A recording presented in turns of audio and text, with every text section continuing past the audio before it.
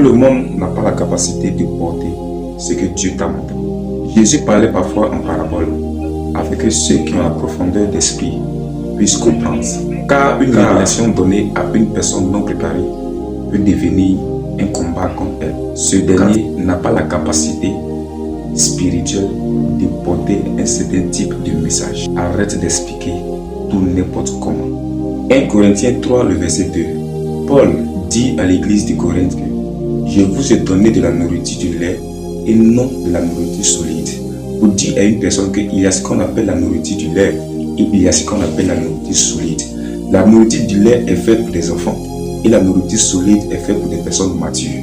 Pour te dire qu'il y a un certain type de message que tu ne peux pas donner à tout le monde. Car tous n'auront pas la capacité de pouvoir comprendre le sens de ton message.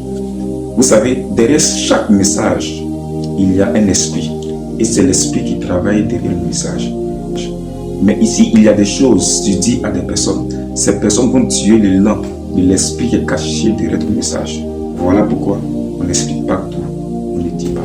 Il existe des silences qui protègent des mystères, des combats qu'on ne raconte pas, des alliances qu'on ne dévoile pas, des révélations qu'on porte dans le secret de l'autel. Certaines veulent des explications alors qu'elles n'ont pas la capacité de recevoir toute la vérité. Regarde, il y a des choses qu'on ne peut pas dire parce que tu ne peux pas comprendre. Le silence est parfois une stratégie spirituelle. Car ce que Dieu te dit dans le secret n'est pas toujours destiné à la foule. Il y a une puissance dans le mystère, une onction dans la discrétion, une protection dans le silence. Dieu est responsable de ce qu'il dit, mais il n'est pas responsable de comment tu comprends.